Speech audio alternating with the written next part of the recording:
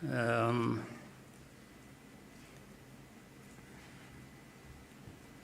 ngo mpere ku ingingo yo kuvuga ubuhamya Minisitiri Bizimana yatugejejeho. Hari ubundi buhamya burebure burimo amateka akomeye Theoneste nawe amaze kutugezaho. Ibyo twumvise byose bifite aho bishingiye. Ni ukuri abafite uko babihakana cyangwa babihakanya, ngira ngo bafite akazi gakomeye kugira ngo uhindure amateka nk'ayo y'abantu nk'abandi, uyagire uko ushaka, yaba mu gihugu hano, byaba hanze, cyane cyane bakunze guhindura aya mateka yacu ku mpamvu zitandukanye.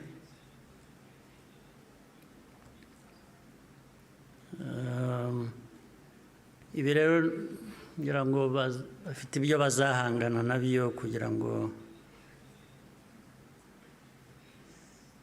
abantu bahindure amateka nk'aya bayavuga ukundi. Ariko icyo navuga nk'ibyo Theoneste yavuze,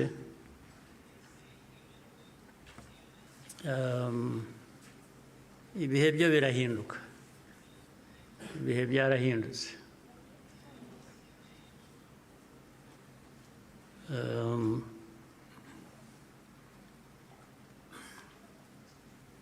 Nta uzongera gupfa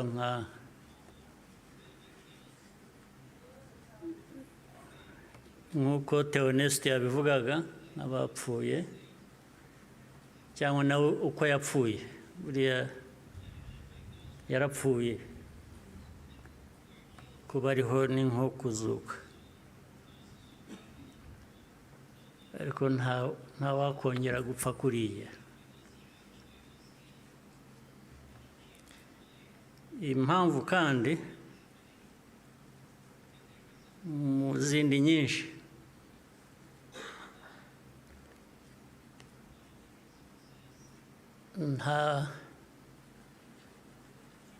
ntabwo wakwica umuntu kabiri.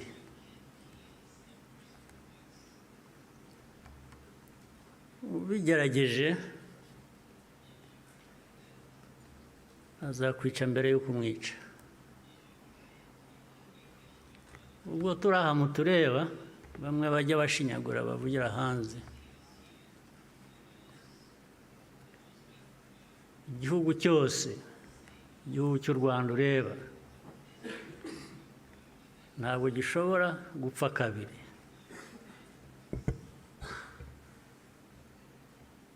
Mbere y'uko wakwica u Rwanda azakwica. Ntabwo wakwica abantu kabiri, ntibibaho. Tureba aha ntabwo twapfa kabiri.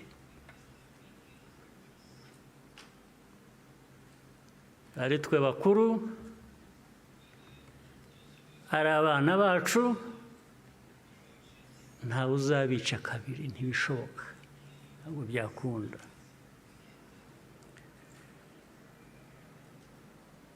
Tuzabaho nk'uko abantu bakwiriye kuba babaho, nk'uko abandi abo ari bo bose babaho, byanze bikunze, ntawe twabisaba kubaho.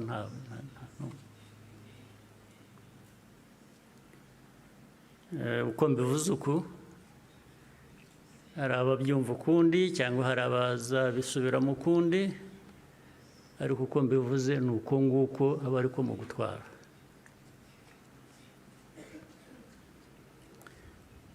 ndabasaba rero ngo nkomeze ijambo ryanjye mu rurimi abashyitsi bamwe hano bumva batagombye kubasemurira cyangwa se benshi cyane bari hanze bafitanye isano n'amateka yacu, harimo n'abo bayahindura bakayagira uko bashaka. Ndagira ngo mvuge mu rurimi bashobora kumva ntawe basemuriye. Muranyihanganira.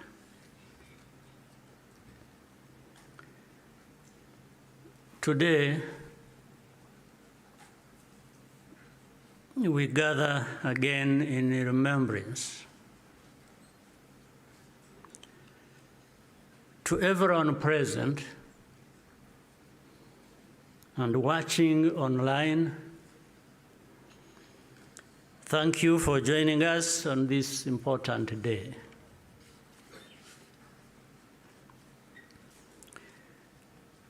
We deeply appreciate the friends who join us every year in person or in spirit without fail. I thank the survivor who has just spoken. These testimonies keep memory alive for all of us and for those who will follow us. Kwibuka carries profound meaning for our nation.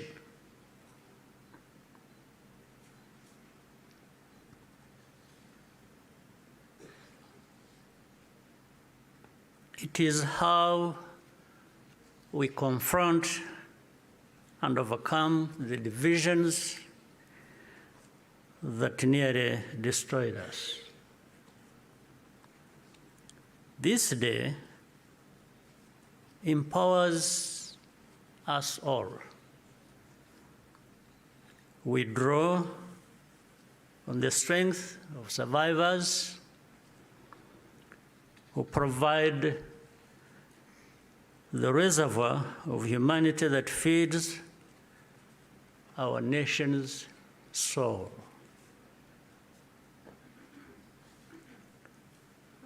To all survivors,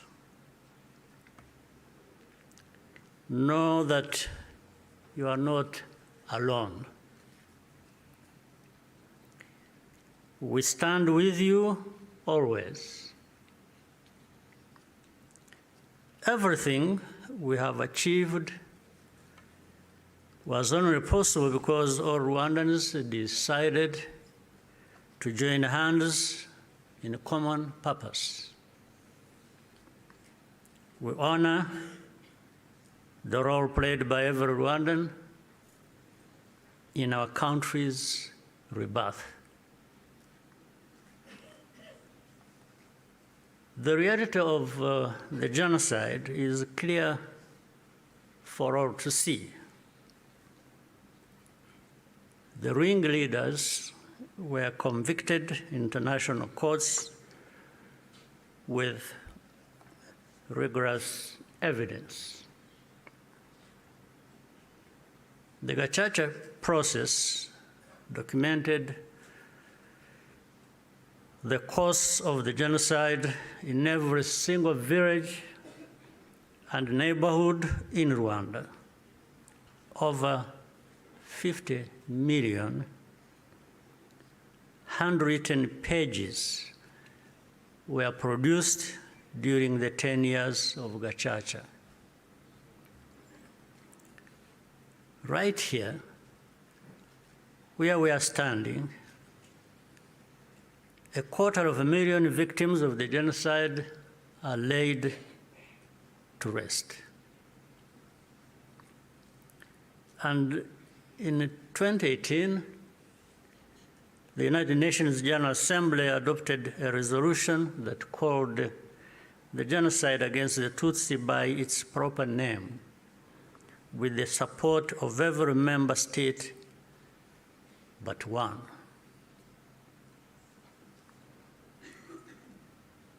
The truth is undeniable, and yet we still find people sowing doubt and twisting the facts up to today. This is not just a matter of ignorance, but something much deeper. It means that the risk of seeing history repeat itself is a constant danger. If we allow ourselves and our friends to become indifferent. Genocide denial begins long before the genocide itself is committed.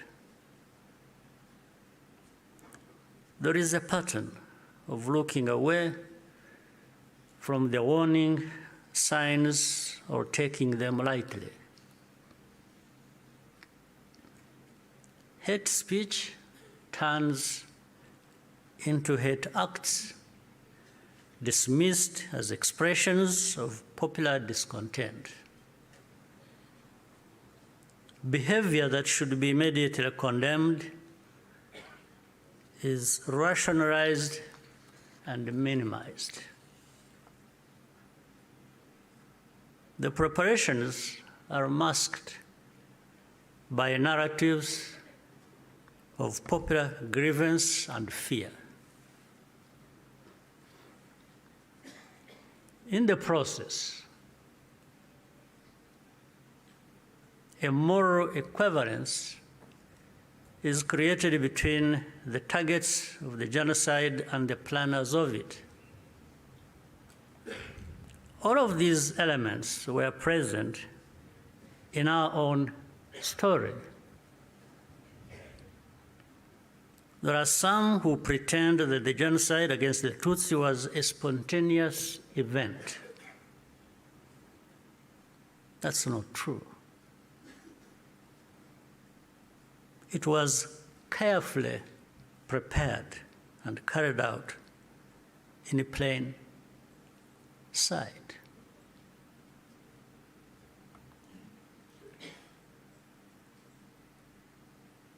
Regrettably, some who spoke the truth at the time and who were even eyewitnesses later became peddlers of distortion, mainly for political reasons. Militias were openly trained and indoctrinated in hate. Weapons were imported in large quantities, and Rwandans who opposed it were threatened or killed.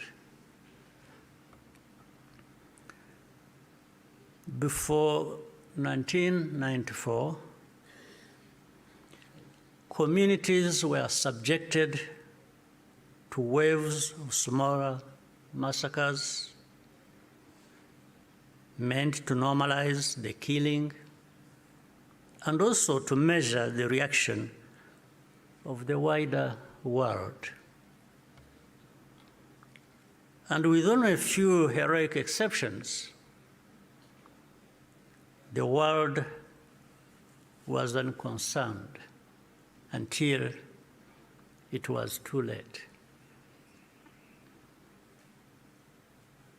In the early 1960s, after countless Tutsis were killed or forced into exile, international voices such as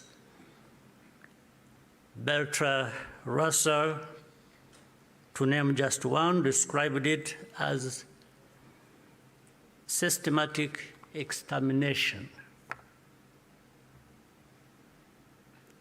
The pattern continued in the 1980s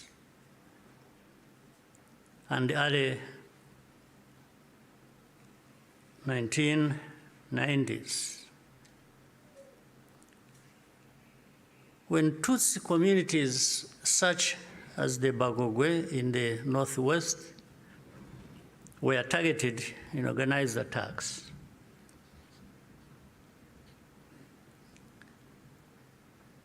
in 1993, a commission led by Jean Crabonnier investigated these atrocities. After documenting mass graves and the involvement of state authorities, they concluded that a genocide was being prepared. In the same year, the UN Special Rapporteur, Bakri Weli Ndiaye, warned that organized propaganda portraying the Tutsis as enemies was spreading openly, helping prepare the population for mass violence. In January 1994, the Command of United Nations Mission in Rwanda sent a fax back to headquarters in New York with detailed intelligence that Interahamwe were stockpiling weapons and compiling lists of Tutsis to be killed. He was then ordered to share the information with the very government which was preparing the genocide and to take no further action. And sadly, the reaction today is no different here in our region. And we can see it right before our eyes. When the genocide began, the nature of the crime was immediately obvious. All Tutsi were targeted because of their identity. Nowhere was safe, including churches and schools. That horrific reality only underscores the humanity and the courage of the Rwandans who took risk to provide hiding places for their fellow citizens.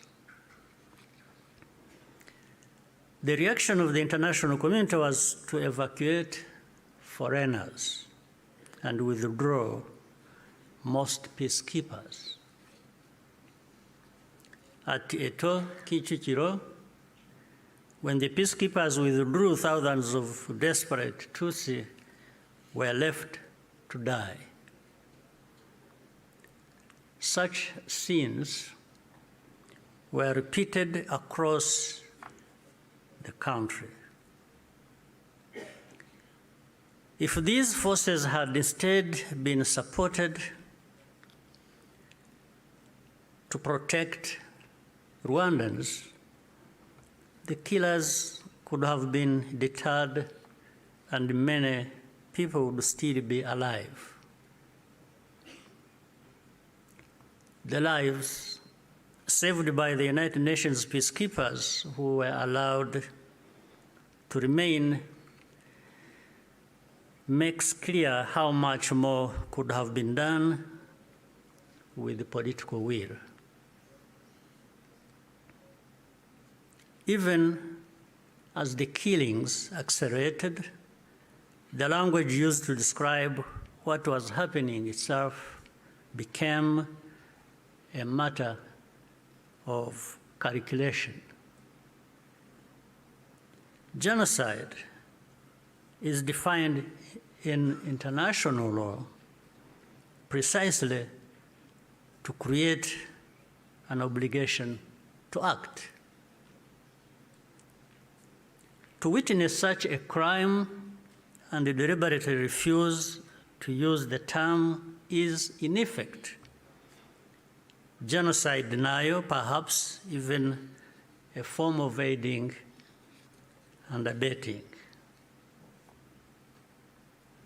The technology existed to disrupt the radio broadcasts that directed the killings. The planes capable of jamming those signals were available. Officials even calculated the hourly cost of the mission. In the end, the operation was deemed to be too expensive and potentially also a violation of Rwanda's sovereignty. So the cost was more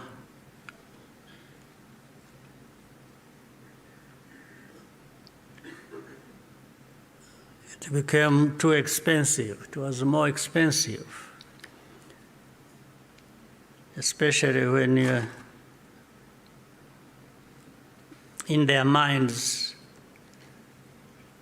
those lives are really worthless. So our lives were worth nothing. That's fine. For Rwandans, the lessons have been brutal.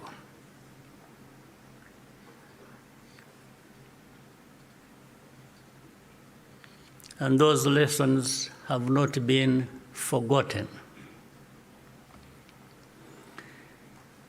If our lives do not happen to align with someone else's interests, they are not worth saving. That's fine. And so it had to be the Rwandan Patriotic Army that led the campaign against the genocide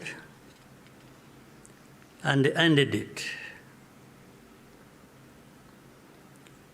Our deepest source of grief was always that we could not arrive earlier. This is a simple truth of history, which many today still have reservations about acknowledging for reasons we do not and maybe will never understand. The culture and character of today's Rwanda Defense Forces, RDF, was forged in those dramatic moments. It guides the conduct of our forces who serve abroad excuse me, in peace-building missions, earning universal respect. Indeed, no sanctions or insult from outside can ever tarnish the honor and integrity of Rwanda's defense and security forces, who are among the finest that can be found anywhere.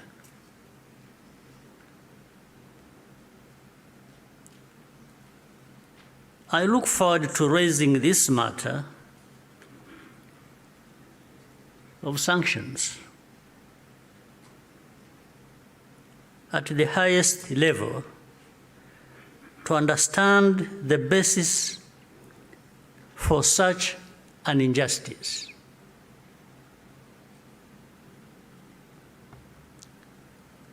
Rwandans understand the cost of tolerating extremism, and our central security principle is to put the protection of civilians first. After the genocide, Rwandans chose to rebuild our country together. With that came a promise to never let the politics of genocide take root ever again. I tell you, genocide cannot happen here again. It won't happen.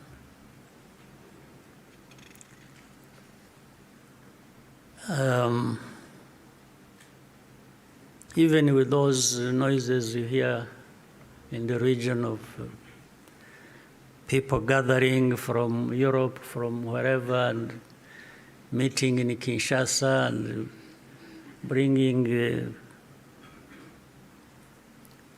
the son of Habyarimana and relatives and others from wherever and gathering. All of that is just noise. It cannot amount to anything that will happen here of that kind again. It cannot happen. And I'm saying this not just as a person.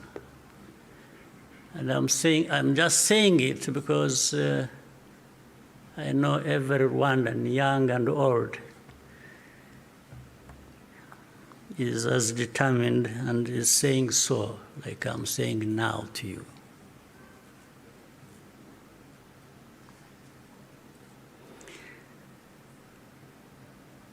Along the way, Rwandans faced constant criticism and many attempts to twist our history. But the power we will always have is to use our minds to see the truth, and our voices to speak up when something is not right. You can never silence us in whatever form. We must be clear about the dangers that remain.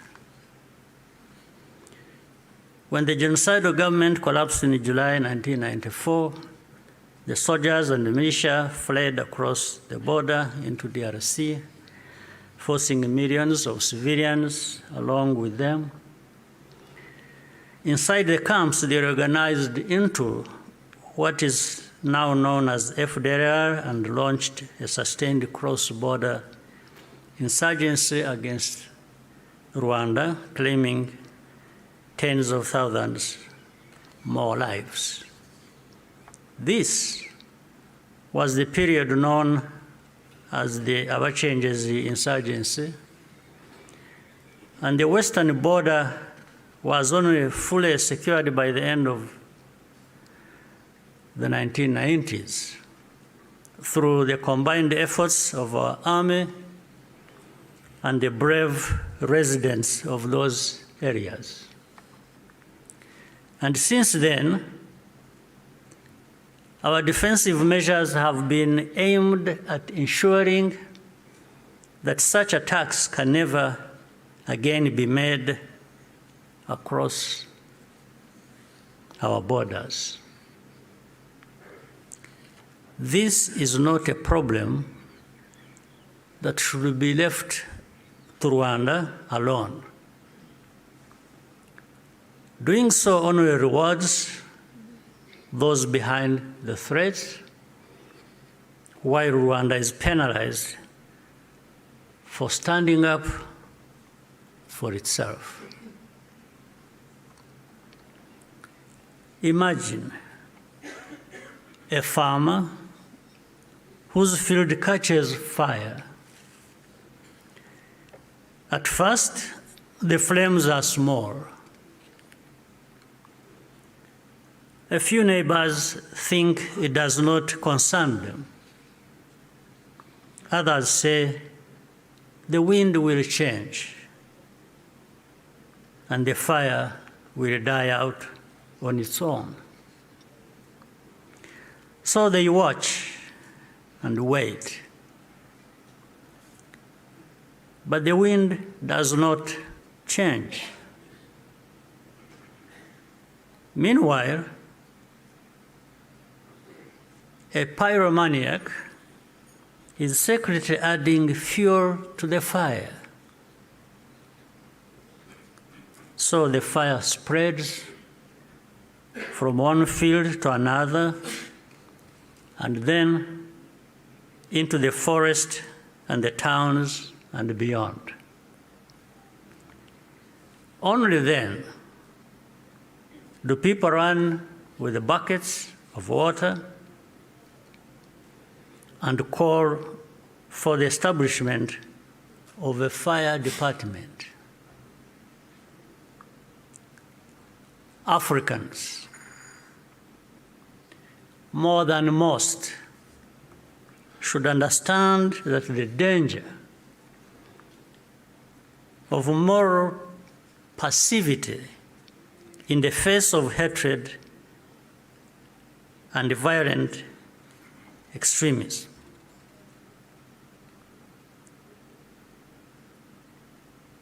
We should understand that danger,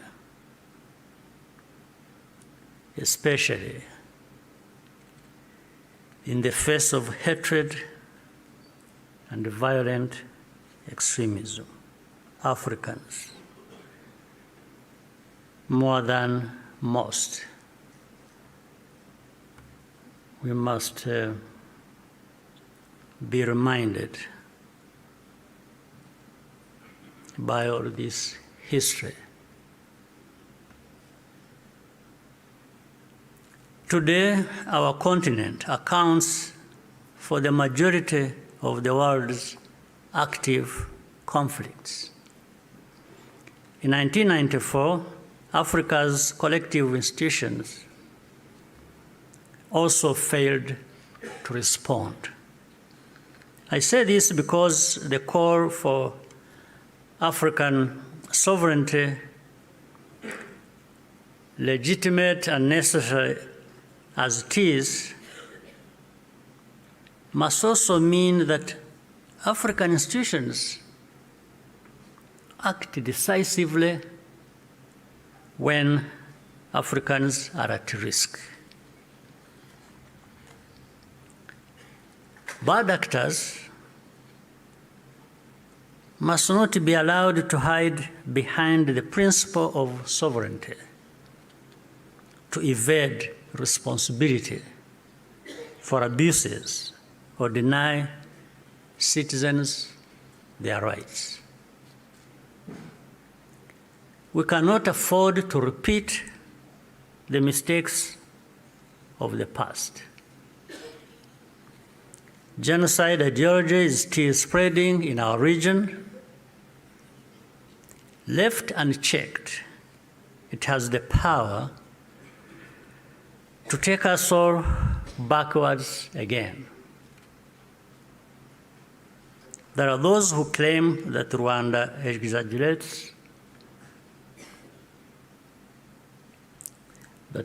exaggerates, these concerns, or that we have ulterior motives.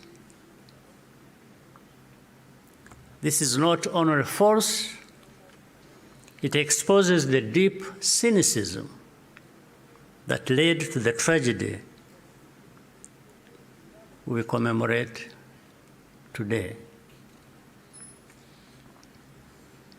What sustains Rwanda today is the unity of Rwandans and the convictions that, like all people, we have the right to live in safety and dignity and at peace with all our neighbors. What we ask is for partners to join with us to fight extremism, rather than punishing Rwanda for defending itself. We owe future generations of Rwandans more than survival. They deserve to inherit a secure, united, and bold country and an integrated and confident Africa. We invite you to stand with us in remembrance and also in action. I thank you for your patience and kind attention. Murakoze cyane.